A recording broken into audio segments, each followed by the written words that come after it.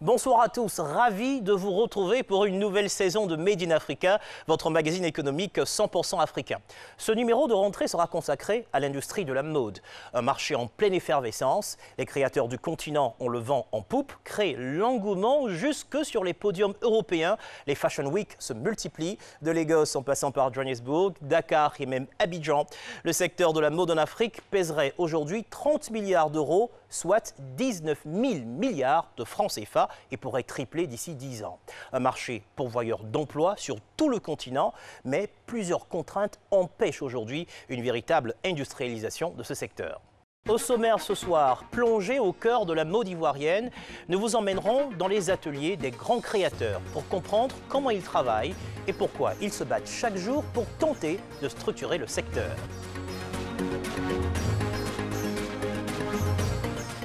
Ensuite, nous prendrons la direction de Lagos, la capitale du Nigeria, pour une immersion exclusive au cœur de la Fashion Week la plus tendance d'Afrique. Nos équipes ont eu accès aux coulisses de cet événement unique.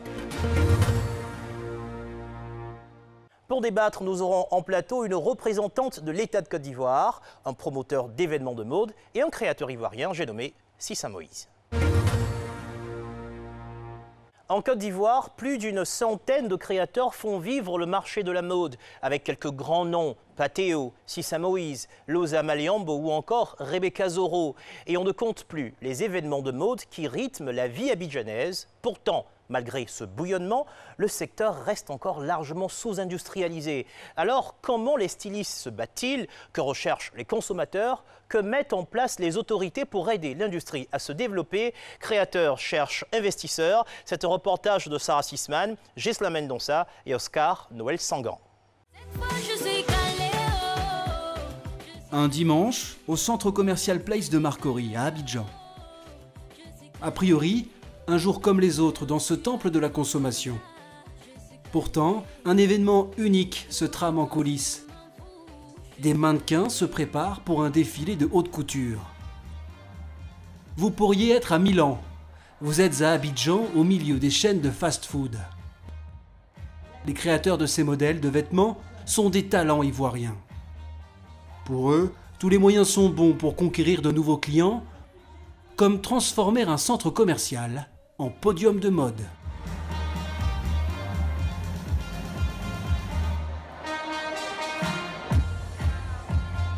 « 8 h du matin, quartier des Deux Plateaux, Abidjan. Cette jeune femme scotchée à son téléphone portable est l'une des étoiles montantes de la mode en Côte d'Ivoire. Son nom, Rebecca Zoro. Chaque semaine, elle prend la route direction le marché d'Adjamé afin d'y trouver l'inspiration pour ses futures collections. Il y a de bonnes affaires, les prix sont bons, les prix sont abordables et on trouve un peu de tout au fait. Parfois on tombe sur des pétras qui m'inspirent énormément. Tout et tout. Ça vient de Dubaï, ça vient de Chine, ça vient d'un peu partout au fait. Sauf d'Afrique? Non, sauf d'Afrique. Tout ce qui est tissu, mousseline, soie, coton, tout et tout, ils ne viennent pas d'Afrique. Ce qui vient d'Afrique, c'est le pain imprimé africain, c'est le pain tissé africain, avec lequel je travaille aussi beaucoup. Mais là, je ne le prends pas à Djamé, je vais plutôt au plein fond de la Côte d'Ivoire, à Yamoussoukro, à Man, tout et tout, pour en prendre. Une fois sur place, Rebecca est comme chez elle. Tiens, comment tu vas? Ça va ma chérie? Ça va bien, bonjour. Ah, là, ça c'est la meilleure en Côte d'Ivoire. Arrête, je n'entendais pas tout ça. Cette boutique exiguë est la caverne d'Ali Baba des créateurs de la capitale ivoirienne. Ici, des étoffes en provenance du monde entier, Chine, Dubaï, Indonésie. Après quelques instants d'hésitation, Rebecca jette son dévolu sur ce tissu. Avec ça, je peux faire des longues capes comme ça, qui vont descendre comme ça, où on préserve le visage vraiment, quoi, parce qu'il ne faut pas qu'il y ait des coutures dans le visage, au fait, pour ne pas vraiment déformer. Donc je pense que je vais en prendre, j'aime beaucoup d'ailleurs. La styliste poursuit son tour dans un labyrinthe de couleurs, puis vient l'heure des comptes. Vous avez pris 5 mètres là, ça fait 10 000. 10 000 francs, ok. 10 000, ici vous avez pris 5 aussi. Non, 4. 4 mètres, ça fait 12 000. 12 000 plus 1 mètre 50 là. Oui. 1 mètre 50, 4 500. Et ça fait 26 500. 26 500. Si tu veux me donner 30 000, ça m'arrange. Je vais te donner juste. L'enfant chéri de la mode, celle qui a remporté récemment le prix de la meilleure jeune designeuse en Côte d'Ivoire, aime plus que tout l'atmosphère d'Adjamé. Elle quitte le marché satisfaite, des idées plein la tête.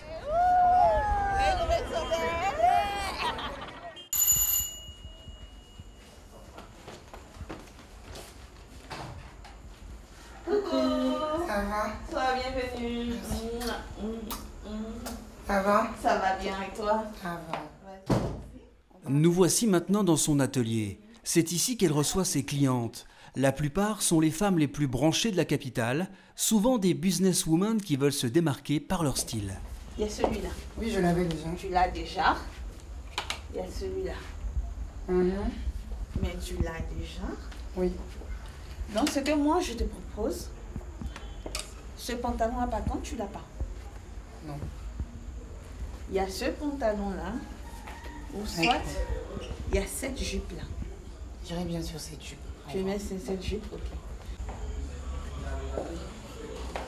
Ah, tu es magnifique. Ah, Viens devant le miroir. j'adore tout ce qui est élégant, tout ce qui est beau, tout ce qui est raffiné, qui permet de montrer aux gens qu'on est vraiment bien habillé. Il faut être bien habillé. Donc quand on arrive chez Rebecca, on a tout le temps l'impression d'être privilégié. Parce qu'on met des tenues qui sont complètement rares et qu'on ne retrouve pas. Prix de cette tenue, 170 000 francs CFA. Un prix normal pour ses clientes pour qui succès et indépendance riment avec élégance. Rebecca ne propose que quelques pièces par modèle, faute de pouvoir produire davantage. Elle travaille dans son atelier avec seulement 2 couturiers, le lot de la plupart des stylistes en Côte d'Ivoire. 70% des entreprises de mode du pays ont moins de 10 salariés.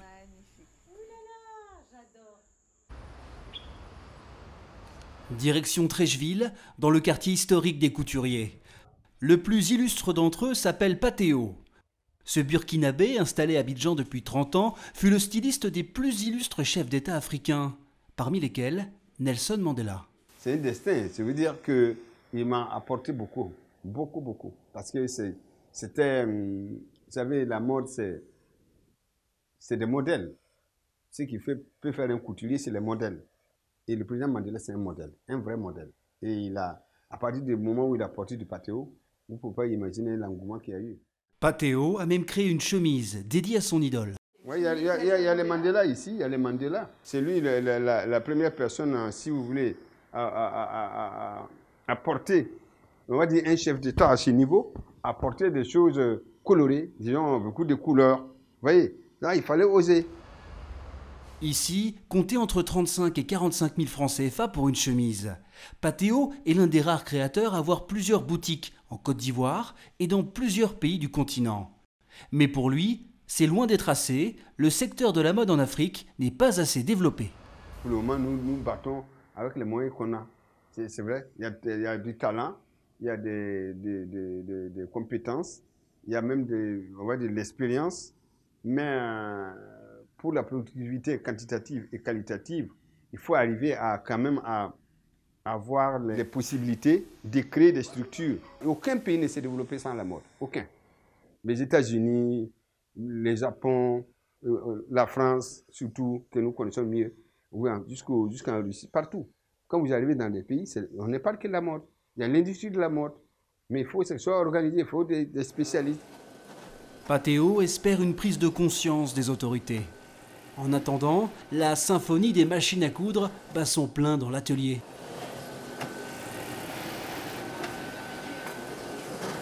En tout, près d'une 50aine de personnes y travaillent, sous l'œil vigilant du maître. Pas une semaine sans qu'il ne crée un nouveau modèle. Un processus très artisanal que Patéo tient à nous montrer au cœur de Treichville, dans un endroit inouï. C'est ici que nous faisons nos couleurs, tout ce qu'on veut comme Parce qu'à l'origine, on lui donne le tissu tout blanc et puis elle met la teinture. Les modèles sont teints à la main par ces femmes dans de grandes bassines, puis séchés à l'air libre dans un festival de couleurs. Problème, ce tissu qui porte la griffe Patéo n'est pas fabriqué en Côte d'Ivoire, il vient de Chine. Nous avons le meilleur coton au monde, mais ce coton il n'est pas transformé ici. S'il y avait une petite transformation du coton, je crois qu'on aurait pu avoir du coton de meilleure qualité, mais au prix quand même raisonnable. Aucun atelier n'est capable de produire à un niveau industriel. L'absence d'industrie, c'est bien selon lui ce qui freine le développement du secteur de la mode en Côte d'Ivoire. Des usines textiles, il en existe pourtant bien une dans la zone industrielle de Yopougon. Bienvenue chez Uniwax, leader du pagne en Afrique de l'Ouest. Ici, on produit près de 20 millions de mètres de wax par an destinés au marché local. L'usine tourne 7 jours sur 7, 24 heures sur 24 et emploie près de 700 personnes. Le boss, c'est lui, Jean-Louis Menudier, fier d'être à la tête d'une usine qui réalise 40 milliards de francs CFA de chiffre d'affaires par an. On va commencer la visite par le studio création, qui est un des plus gros studios de créa d'Afrique en matière de dessin textile. Près de 800 dessins originaux sont créés ici, chaque année. Un jeune homme. Alors aujourd'hui, c'est vous qui serez sur le film. Si vous voulez, voilà une idée de base qu'il a reçue par le directeur de la créa. Et à partir de ça, il va créer un dessin avec un ensemble de motifs. Ouais, c'est pas mal. Direction ensuite, la gravure, sur ces gros cylindres en cuivre où le motif est imprimé. En tout, près de 20 étapes de fabrication sont nécessaires pour produire un complet de pagne.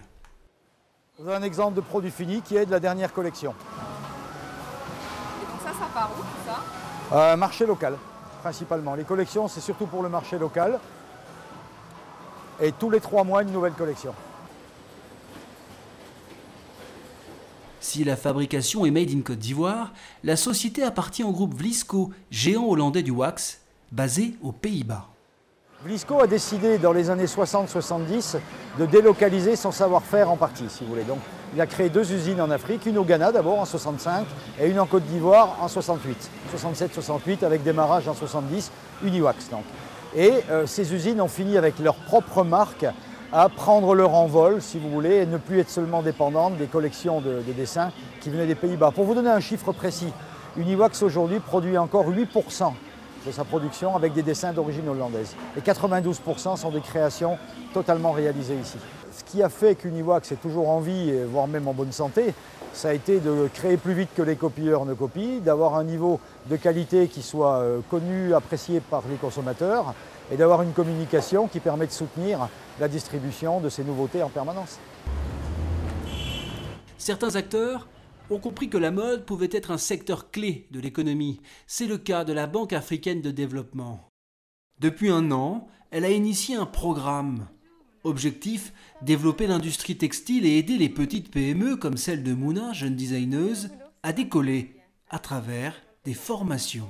Comment ça va avec ton business? Ça va, ça va. La dernière fois, l'année dernière, la formation m'a beaucoup aidé, surtout comment avoir le financement. Oui. Et pour le business plan, pour bien organiser mon entreprise. Vraiment, ça m'a beaucoup aidé et là, je suis contente parce que ça m'aide à aller encore de l'avant.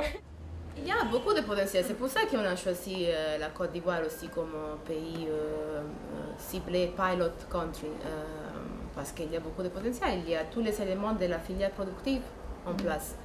C'est de faire des investissements de long terme maintenant. Mais les pays, de la façon qu'on travaille, on reçoit une requête de notre client pour les assister et les aider à développer un secteur. Pour l'instant, l'initiative de la BAD n'en est qu'à ses débuts. Mouna réclame davantage d'aide. Je pense qu'il y a un petit souci qui est qu'on n'a pas plus d'aide. On n'a pas plus d'aide, c'est un peu... on ne pense pas à nous les artistes quelque part, voilà. C'est ce que je pourrais dire. Voilà. Il faut plus penser à nous. On est en même temps créateur, mais entrepreneur pour le pays. Et on est là aussi pour vendre aussi les valeurs du pays. Difficile d'obtenir des crédits et des aides, mais difficile aussi de se former. L'école Michel Yakis est l'une des seules en Côte d'Ivoire à délivrer un diplôme de stylisme-modélisme reconnu par l'État. Une formation en 3 ans. On y apprend à fabriquer ses premiers modèles. Nous allons utiliser la base du pyjama que nous avons tracée hier. Voilà, c'est avec cette base-là que nous allons transformer pour avoir le patakou. À la sortie, les élèves auront le choix entre s'installer à leur compte ou rejoindre un atelier de designer. Pour moi, la mode, c'est une passion, voilà, depuis toute petite. Donc, je viens ici dans le but véritablement d'acquérir des connaissances. Et à la fin, je compte m'installer à mon propre compte, voilà.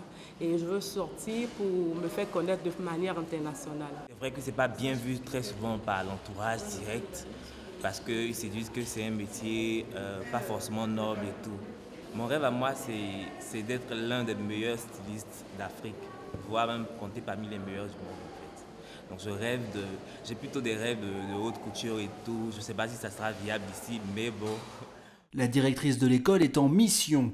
Pour elle, il est urgent de créer de nouveaux diplômes afin de voir émerger une profession. Aujourd'hui, on n'a seulement qu'un seul diplôme dans la filière textile, le CAP.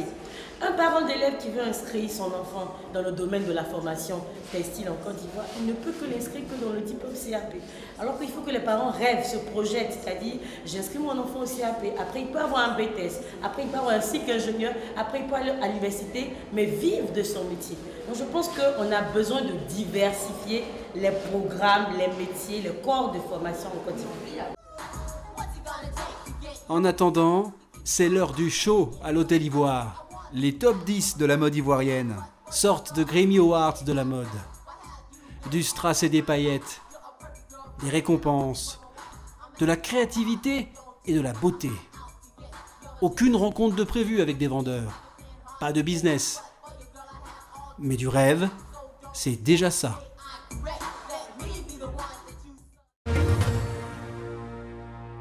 Sur le plateau pour débattre, nous retrouvons Madame Lucie Lester Kouassi, directrice des industries culturelles et créatives au ministère de la Culture et de la Francophonie.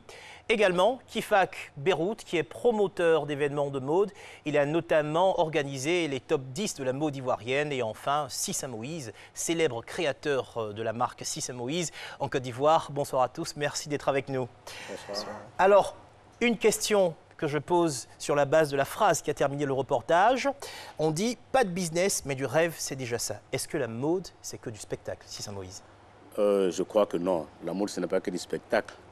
La mode, c'est surtout du business. Par contre, pour que ce business soit, il faut naturellement qu'il y ait du spectacle pour attirer, je veux dire, tout le monde, consommateurs, investisseurs, avant donc de se lancer dans l'aspect business de la chose. Mais a priori, c'est du business. Kifak, vous faites des événements de mode, alors qu'est-ce que vous en dites? C'est que du spectacle, si Moïse n'est pas d'accord? C'est du business derrière? Non, à la genèse même, déjà, la mode a été toujours un besoin vital. Déjà ça. Et ensuite, la mode, c'est pas que du spectacle. Et le spectacle en lui-même n'est pas que du show, n'est pas que du divertissement, parce que c'est juste un émolument, effectivement, qui permet justement d'attirer l'attention de tous ces consommateurs qui soit connaissent ou qui ne sont pas encore des sympathiques de la marque à adhérer aux idéaux de cette marque-là. Donc la mode, c'est pas que du spectacle, et même le spectacle en lui-même n'est pas que du folklore. Alors, on constate qu'il y a beaucoup de talents quand même. Mais est-ce que vous pensez que les talents, aujourd'hui, ont les moyens de réussir, madame? Si les talents ont les moyens de réussir, ben, je dirais oui, parce que déjà au niveau du dispositif qui a été mis en place par notre ministère, qui est le ministère de la Culture et de la Francophonie, qui a déjà réalisé des avancées notables dans ce sens, parce qu'il y a des mesures qui ont été prises. Notamment. Alors déjà, la reconnaissance du secteur, qui fait partie des forces. Parce qu'à côté des forces, il y a quand même le talent des créateurs qui existent. La reconnaissance du secteur, en un mot, qu'est-ce que ça vous apporte de plus? Permettez-moi de poser la question aux créateurs, qu'on reconnaisse votre secteur, concrètement. C'est déjà une crédibilité parce que le secteur de la mode ou encore du domaine d'activité de manière générale est un domaine d'activité qui est un peu, qui non seulement méconnu, mais c'est un secteur auquel on n'accorde pas beaucoup de crédit, socialement, financièrement, économiquement, parce que déjà, il est méconnu. Alors, lorsqu'un ministère déjà d'État accepte de reconnaître donc ce secteur-là comme faisant partie donc d'un secteur qui fait partie donc de sa tutelle, c'est déjà une avancée, je veux dire, notable. Évidemment, par derrière, il y a beaucoup d'actions qui doivent pouvoir être menées. Alors, donnez-nous des exemples, si c'est Moïse. Qu'est-ce que vous attendriez? Alors, madame, peut-être que vous avez déjà commencé à mener certaines initiatives. Récemment, nous avons organisé ce que nous avons appelé les états généraux de la mode pour faire un état des lieux. Demander aux créateurs, qui sont les acteurs principaux, de mettre en exergue ce qu'ils attendaient un peu du gouvernement. Donc cela a été fait. Vous avez ces résultats-là. On a les résultats. Est-ce qu'aujourd'hui, l'État de Côte d'Ivoire peut nous dire, voici ce qu'il faut exactement pour que la mode décolle en Côte d'Ivoire? Je veux dire que le secteur de la mode, il est à l'identique comme tous les autres secteurs de la culture. C'est le renforcement des capacités des acteurs. C'est la professionnalisation des acteurs pour aller vers l'industrialisation. C'est la mise en place de mécanismes de renforcement au niveau du financement des acteurs qui en ont besoin. Est-ce que vous croyez que ça peut devenir un secteur clé de l'économie? Nous pensons justement, c'est pour ça que nous avons créé cette direction.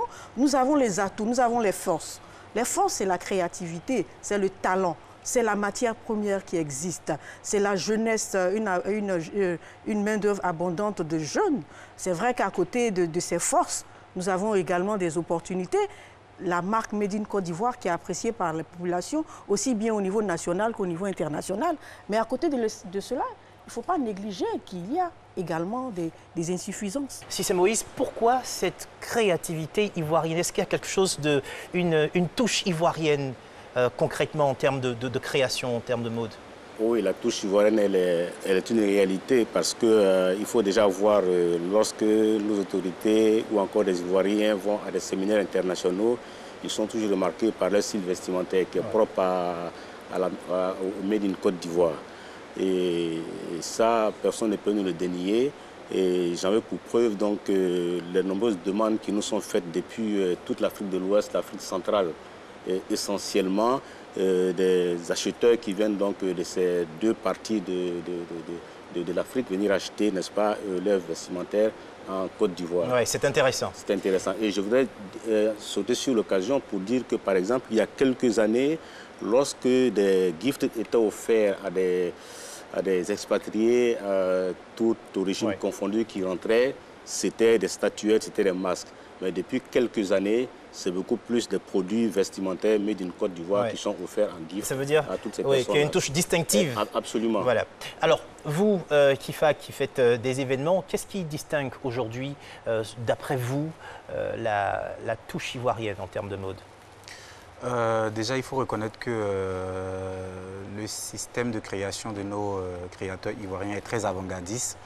Et le foisonnement des différents peuples de la Côte d'Ivoire et cette caractéristique de terre hospitalière qu'on a toujours eu, ce brassage culturel-là, donne une particularité d'ouverture d'esprit justement à cette créativité ivoirienne qui se trouve être cosmopolitaine. Donc Abidjan n'est pas du tout dépaysé en termes de créativité. Quels que soient les endroits du monde dans lesquels on se retrouve, on a plutôt cette connotation-là de cosmopolitain.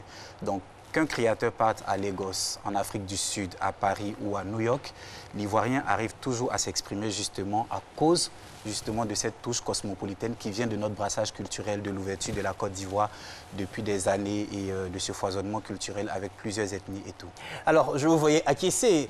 Est-ce que Abidjan peut devenir une véritable plaque tournante de la mode en Afrique? Ah ben non, mais nous on veut faire d'Abidjan la 6e capitale mondiale de la mode pour aller plus loin. Alors, il a dit, il a si bien dit, c'est-à-dire ce qui fait la caractéristique, c'est la diversité de nos expressions culturelles que nos créateurs ont su mettre en valeur. Alors, et nous, au ministère de la Culture et de la Francophonie, c'est cela que nous mettons en avant comme enjeu, comme atout. Valoriser et préserver ce que nous avons comme acquis. Si c'est Moïse, est-ce que vous y croyez, vous, un gros business de la mode en Côte d'Ivoire? Oui, j'y crois parce que déjà, moi-même, la mode, c'est toute ma vie, en fait. Et donc, je réfléchis toujours comment en arriver, n'est-ce pas, à ce développement-là. Je me bats pour ça. Depuis le début de l'émission, nous parlons de la créativité, du foisonnement, de création en Afrique. Mais il nous est difficile de vivre véritablement que de cette créativité tant que nous n'arrivons pas à partir donc, du sur-mesure que la plupart de nous faisons vers le prêt-à-porter pour faire en sorte que toutes nos populations bénéficient de nos produits. Les produits de nos créateurs reviennent chers aux populations. Elles ne sont pas capables de tous d'en acheter. Et ce qui fait donc qu'ils sont obligés de se rabattre sur des produits d'origine d'autres horizons et qui ne sont pas de meilleure qualité fondamentalement et qui ne sont pas identificateurs, n'est-ce pas, de notre Made in Côte d'Ivoire. Et aujourd'hui, nous avons besoin d'arriver, n'est-ce pas, à habiller toute la population de Côte d'Ivoire, puis au-delà, parce que cela est possible. Et derrière, on fait du business. Exactement, par-delà, cela, on fait du business. Et ce business-là, justement, n'est pas seulement que celui du créateur, mais c'est aussi celui des investisseurs, des gens qui ont de l'argent, qui ont investi dans la téléphonie, qui ont investi dans l'immobilier, qui ont investi dans d'autres industries. Et je veux dire qu'ils regardent un peu ce pan-là de l'économie de la Côte d'Ivoire pour comprendre qu'il y a des chiffres à faire de ce côté. Justement, ça me donne l'occasion de vous proposer cet autre reportage. Maintenant, je vous propose de quitter la Côte d'Ivoire pour nous rendre au Nigeria, à Lagos, la plus grande mégalopole du continent africain, s'est imposée au fil des années comme une destination incontournable de la mode. Là-bas, le secteur se développe à vitesse grand V, boosté par un événement incontournable, la Lagos Fashion Week. Un rendez-vous glamour avec de nombreuses stars, un rendez-vous business aussi, avec la présence d'acheteurs internationaux venus débusquer de nouveaux talents. La mode nigériane a permis d'améliorer l'économie en créant des emplois et une véritable industrialisation du secteur est en marche. Nigeria, nouvel Eldorado de la mode, c'est une enquête signée Sarah Sisman, Gisela Mendonça et Oscar Noël Sangan. Au cœur de Lagos, un chapiteau se dresse au beau milieu de la nuit. Nous sommes dans l'un des espaces les plus huppés de la capitale, là où se tient un événement qui affole la planète mode. Les flashs crépitent. Mannequins glamour, blogueurs ultra lookés, présentateurs vedettes, et même des stars locales comme Davido venus se montrer. Là, je présente ma propre collection avec Orange Culture. On l'a lancée à Londres le mois dernier et maintenant je la présente à la maison. C'est cool, man. C'est l'une des plus importantes semaines de la mode du continent. Un podium pour les plus grandes créations africaines. Immersion dans les coulisses de l'incroyable Fashion Week de Lagos, plongée dans le nouvel Eldorado de la mode.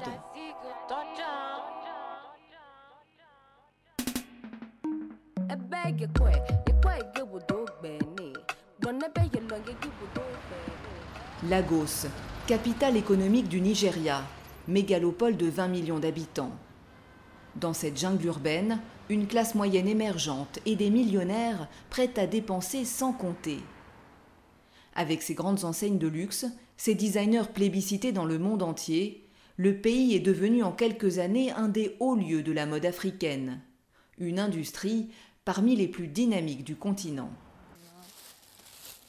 C'est ici que la styliste ivoirienne Loza Maleombo a posé ses valises pour participer à l'incroyable Fashion Week.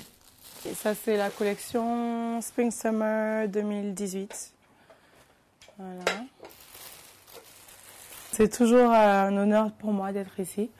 On sent toujours que ça bouge vraiment, que ça se passe ici, en tout cas. Donc c'est toujours très excitant. Ces collections sont montrées aux quatre coins du monde. Même les stars du R&B la sollicitent, parmi lesquelles les deux sœurs les plus connues de la planète, Solange et Beyoncé Knowles. Alors là, c'est une veste qui était portée par Solange. Et puis là, ce sont mes vêtements qui sont apparus dans la vidéo Formation de Beyoncé. Voilà. C'est la styliste qui m'a contactée par Instagram. Et en fait, elle en avait besoin 2 jours après. Donc, il m'a fallu une journée déjà pour les faire taille nécessaire et tout. Et une journée pour les faire partir à temps pour qu'ils arrivent à New York. Ça fait toujours plaisir de voir son travail apprécié par des gens influents comme Beyoncé. Ce soir, beaucoup de gens influents du petit monde de la mode seront là. Alors, Omoyemi Akerele, l'organisatrice, est aux aguets. Comment ça va? Elle est timide. c'est sa 7e édition de la Fashion Week. Et vous, vous êtes prêts pour ce soir? Lumière, son, placement des invités, tout doit être parfait. L'événement a nécessité pas moins d'1 an de préparation et mobilisé 300 employés. Tout peut aller de travers. Parfois, j'aimerais me relaxer et regarder le spectacle, mais je me dis, est-ce que la lumière va fonctionner, le son, les écrans? Et surtout, je prie pour qu'aucun modèle ne tombe de la scène. Quand vous pensez qu'à Paris, Karl Lagerfeld dépense près d'1 million de dollars pour le show Chanel pour un seul spectacle, c'est pour vous dire que les Fashion Week, ça peut vraiment atteindre de très gros budgets. Un show qui brasse des millions, un véritable business. En coulisses, les maquilleurs s'affairent pour préparer les modèles. Pour ces reines de beauté, c'est l'espoir d'être repérées et de défiler un jour sur les plus grands podiums. Il y aura beaucoup de personnes importantes de l'industrie de la mode. Beaucoup de regards seront braqués sur nous et il faut faire de son mieux car on ne sait jamais qui peut nous repérer. Je suis un mannequin grande taille en Afrique du Sud. Je sais que cette Fashion Week est inouïe. Je suis déjà célèbre dans mon pays et je veux conquérir l'Afrique pour être reconnue sur tout le continent. Les stylistes, eux aussi, savent que l'enjeu est grand. Vous êtes stressé? Très. Pourquoi? Parce que j'ai travaillé pour que ce soit impeccable et je veux que ça le soit. Il y aura pas mal d'acheteurs internationaux, il y aura de la presse internationale également. Donc, dans tous les cas, je pense qu'il y aura un retour positif, j'espère déjà, avec cet événement. Voilà. 300 journalistes accrédités dans les starting blocks et des blogueurs qui font la pluie et le beau temps, comme ce jeune homme influenceur de mode très populaire à Lagos. Je suis Denola Gray. Je suis présentateur télé, éditorialiste de mode, consultant, blogueur. J'ai 2 émissions sur la mode. Ok. Bon, on va voir où je suis passé. En tant qu'influenceur, Denola Gray a le droit à une place VIP aux premières loges, en plein milieu du podium de défilé. Je vais tout voir en haute définition, donc ça c'est génial. Qu'attendez-vous de ce soir? De la mode, de l'innovation, de la qualité. Je crois que tous les designers ce soir ont ça. Je suis donc vraiment très excité. Début du show. Les meilleurs stylistes nigérians sont là. Lisa Folawiyo et ses créations tribales et ethniques. La transgressive Makio, qui compte parmi ses clientes une certaine Michelle Obama. Mais aussi la Ghanéenne Christy Brown ou le Sud-Africain Max Sosa. En tout, pas moins de 60 designers vont se succéder. Un spectacle époustouflant, très minuté. En coulisses, la chorégraphie s'enchaîne. Les top modèles n'ont que quelques minutes pour se changer. Le styliste d'Orange Culture, révélation de la mode masculine au Nigeria, attend son tour. Ça va vite ici. Je suis là, vous voyez? Je passe juste avant Lisa Folawiyo. Dans 3 tours, c'est à moi. Lagos, c'est vraiment spécial parce que c'est chez moi. C'est là où j'ai été découvert. Quand j'ai commencé, personne ne s'intéressait à mes collections.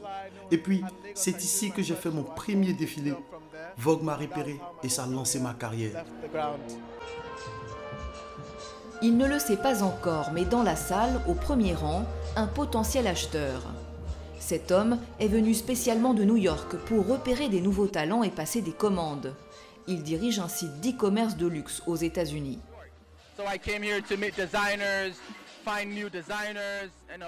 Je suis venu ici pour rencontrer des designers, trouver de nouveaux créateurs, passer des commandes, pour rendre leurs produits facilement accessibles depuis New York. Vous avez une idée de combien vous pourriez investir ce soir? Oh, je sais pas, des milliers de dollars au moins. Après le défilé, il rencontre Richard Mnissi, célèbre designer sud-africain de la marque Tokyo James, qu'il souhaite distribuer sur le continent américain via son site. Really good collection today. Thank you. Really good. So I don't know if you know about me. So we're Je suis le fondateur de honeycheck.com. Je suis détaillant de marques de luxe. Je suis là pour rencontrer quelques designers comme toi. J'adore vraiment ce que tu fais. J'aimerais distribuer ta marque à New York, partager ton histoire avec cette partie du globe.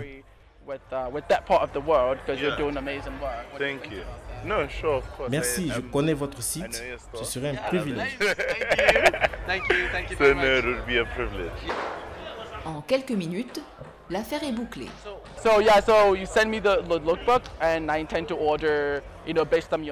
Bon écoute, envoie-moi ton book et je passerai une commande. Je ferai en sorte que ça nous convienne à tous les deux. T'es d'accord avec ça? Je te mettrai en contact avec mon agent.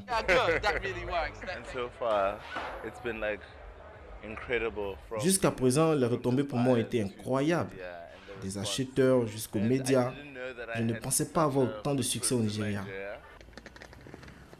Loza Maleombo, l'ivoirienne, elle aussi, enchaîne les succès. En marge de la Fashion Week, elle présente sa collection dans le concept store le plus branché d'Afrique, Alara.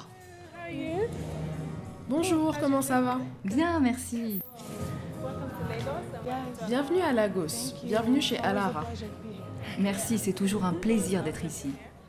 Ici, dans cette boutique épurée sur 4 étages, tout n'est que luxe et raffinement. Design, bijoux, art local, mais aussi une sélection de pièces des plus grands créateurs occidentaux et africains. Les vêtements de Loza y sont distribués depuis quelques années. Par exemple, ça, c'est un haut de moi.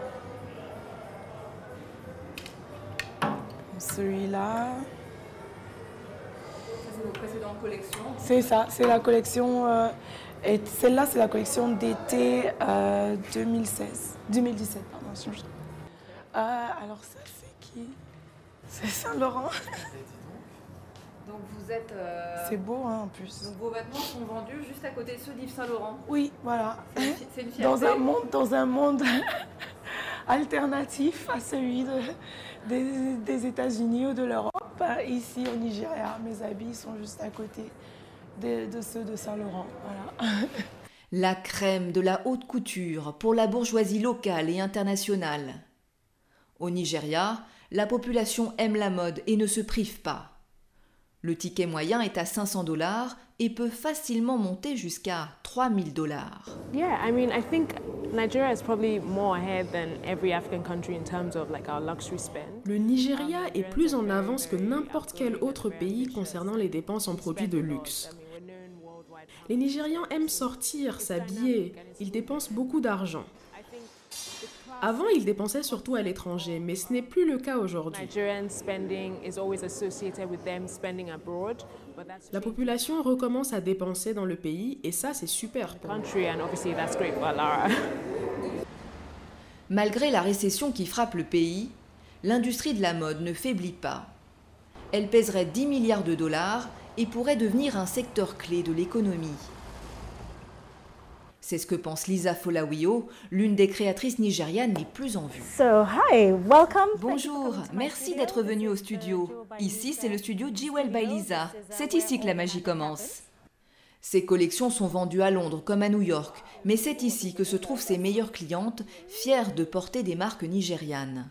Vous savez quoi? Si ça me va, je l'achète. Peu importe le prix. J'achète bien du Louis Vuitton, du Chanel. Alors pourquoi je ne mettrais pas le même prix pour les designers du Nigeria?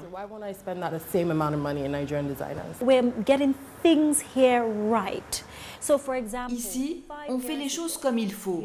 Il y a 5 ans, nous n'aurions jamais entendu parler d'ouverture d'usines, de centres de formation, comme c'est le cas aujourd'hui.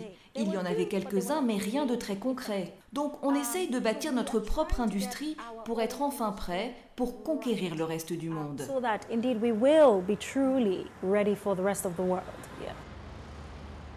Retour à la Fashion Week. En plus d'offrir une visibilité aux créateurs, l'objectif est d'aider l'industrie à se structurer. Ce matin-là, une conférence avec des spécialistes pour apprendre aux jeunes talents à faire un business plan et commercialiser leurs marques. Les grosses entreprises sont celles qui font la différence. Ce sont celles qui font des ventes, du profit. Mais celles qui deviennent vraiment colossales, ce sont celles qui parlent au cœur des gens. Si vous êtes capable de transmettre votre message à tous, vous avez gagné.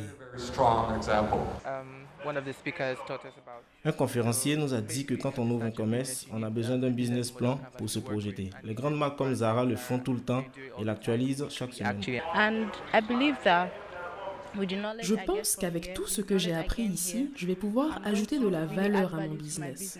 Aujourd'hui, c'est mon 2e jour et je m'éclate. Placer Lagos sur la carte internationale de la mode, mais surtout avoir un impact et créer des emplois, tel est l'objectif ambitieux de l'organisatrice Omoyemi Akerele. Tout ça, ce n'est pas juste de l'affichage, c'est pour nous assurer de créer une véritable industrie. On travaille dur pour bâtir une industrie créative et commerciale depuis Lagos, au Nigeria, en encourageant les designers, en les emmenant à l'étranger pour qu'ils puissent montrer leurs collections, en organisant des formations. L'Afrique, c'est le futur. L'Afrique réinvente le futur de la mode. C'est la vérité.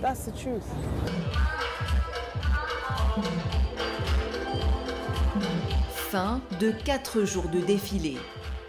Des créateurs ovationnés, un public conquis. Dans la folie et la chaleur de Lagos, devenue capitale mondiale de la mode.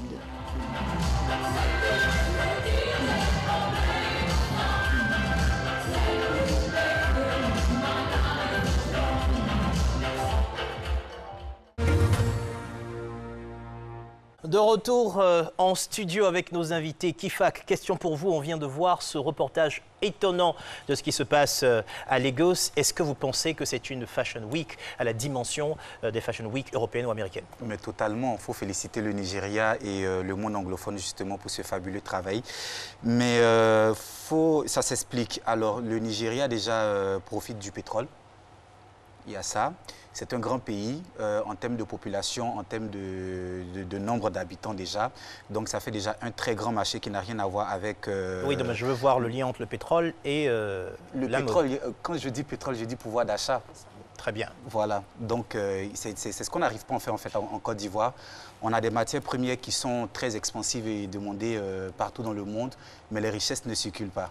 Alors, donc du coup, oui. La population n'a pas justement ce portefeuille d'achat-là et on ne peut pas investir dans des événements comme au Nigeria. Déjà en termes de budget, c'est beaucoup de moyens financiers, humains et logistiques. Et l'acheteur lui-même n'a pas ce portefeuille d'achat-là pour consommer le luxe. Là-bas, par exemple, l'État soutient, il y a une agence qui soutient l'expansion des créateurs à l'extérieur du pays pour qu'ils aient une visibilité. Est-ce que c'est ça? Est-ce que c'est le modèle? Est-ce que c'est vers là qu'il faut aller? Est-ce que c'est vers là que le ministère de la Culture, de la Francophonie, au travers de votre direction, veut aller? Le déclic, c'est déjà la prise de conscience des autorités ivoiriennes qui ont mis en place un certain nombre de dispositifs pour accompagner les différents créateurs qui existent. Et pour aller dans le sens de l'industrialisation, il y a plusieurs étapes évidemment qu'il faut franchir. Et déjà, nous avons commencé à les accompagner. Ça se fait déjà, mais il y a une chose aussi, il faut dire que nous avons mis en place une plateforme interministérielle qui comprend plusieurs ministères qui œuvrent dans le sens de la promotion des industries culturelles et créatives, dont la mode. Je voudrais parler par exemple du ministère du commerce, de l'artisanat et de la promotion des PME. Je voudrais également parler du ministère du tourisme.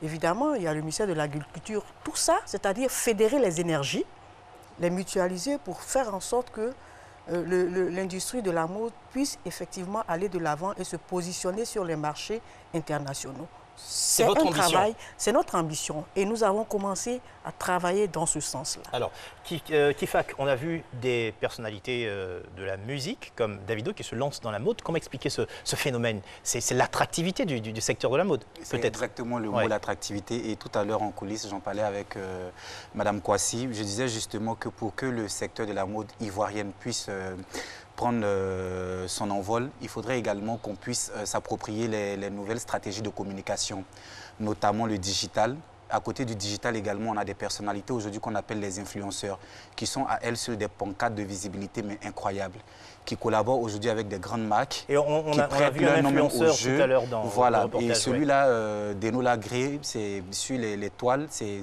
une grosse pancarte de visibilité. Il y a des personnalités de la musique comme ça, comme Davido qu'on a vu. Ce sont des influenceurs, ce sont des précurseurs de tendance, ce sont des précurseurs d'idéaux. Donc c'est vers ces personnes-là aujourd'hui qu'il faut se tourner. C'est vers ces stratégies de communication intelligente aujourd'hui qu'il faut se tourner pour pouvoir justement rattraper tout ce retard qu'on accuse au niveau de l'industrialisation de la mode ivoirienne. Nous sommes des promoteurs. Ce qu'on propose, nous, au niveau de notre chaîne, c'est la visibilité. Ce sont des plateformes, ce sont des bookings d'invités de qualité, un peu comme Davido. Ce sont le booking de presse locale et internationale. Après, le créateur vient avec sa conception et il rentre dans l'ADN de l'événement. Après, le créateur doit avoir son staff de communication qui fait un retour sur investissement de sa participation. C'est tout un management. Exactement. C'est tout un management parce que dans le reportage, on a parlé de « je vous mets en contact avec mon agent », « donnez-moi votre book » par exemple. Alors, est-ce que Cissé Moïse a un agent? Agent attitré, oui, oui, parce que je travaille beaucoup avec Ifak Berou, justement, qui travaille sur ma communication. Alors, cette partie de la question m'intéresse beaucoup, parce que cela demande d'expliquer aux gens pour qu'ils comprennent. Les gens ont toujours vu le secteur de la mode comme une activité, je vais dire, délaissée pour compte. Mais c'est un secteur qui est pourvoyeur d'emploi. Chacun des créateurs emploie au minimum 40 personnes dans son atelier. Et on gagne de l'argent. Et on gagne de l'argent. Vous êtes riche, Cissé Moïse? La question n'est pas là. Ça fait vivre des familles. C'est ça un peu, c'est ça qu'il faut regarder. Mais au-delà de ça, qui sont des acteurs qui travaillent techniquement dans les ateliers, il y a que ces maisons de couture ont besoin de communicateurs pour promouvoir ce qu'ils font. Ils ont besoin de marketeurs. Ils ont besoin, je veux dire, de juristes. Parce que tout le personnel qui est là, qui est géré, il faut bien qu'un juriste puisse en assurer, je veux dire, les ressources humaines. Donc vous revenez sur le management, mais vous avez dit quelque chose d'intéressant, c'est que c'est un métier qui mérite d'être revalorisé. Alors, est-ce que des modèles comme Loza Maliambo qui habille Beyoncé, est-ce que c'est des modèles, ou d'autres, il y en a plusieurs, qu'on gagnerait à exposer pour inspirer et rassurer les jeunes que c'est un métier où il faut entrer? Il y en a même plus. Oui. Il y en a même plus. Mais il faut les exposer. Vous avez des gens comme Patéo, vous avez des gens comme Gilles Touré, et il y en a beaucoup en Côte d'Ivoire. Malheureusement, il y a une mal-exploitation, n'est-ce pas, de tous ces créateurs qui ont du talent et qui ont besoin d'être accompagnés. Alors, quand je parle d'accompagnement, il ne s'agit pas pour moi de donner de l'argent gratuitement à les gens pour travailler. On parle de faire des business plans, on a vu dans le reportage, mais quel créateur en Côte d'Ivoire n'a pas un business plan déjà établi? Mais ces business plans-là ne sont pas financés. Voilà la question. Justement, pour revenir, s'il vous plaît, madame, pour revenir justement à la question que vous posiez tout à l'heure par rapport au modèle, moi je veux dire, dans le cadre de la thématique qu'on aborde aujourd'hui, qui est l'industrialisation, il faut savoir que l'industrialisation part avec un secteur qu'on appelle la productivité et le secteur tertiaire.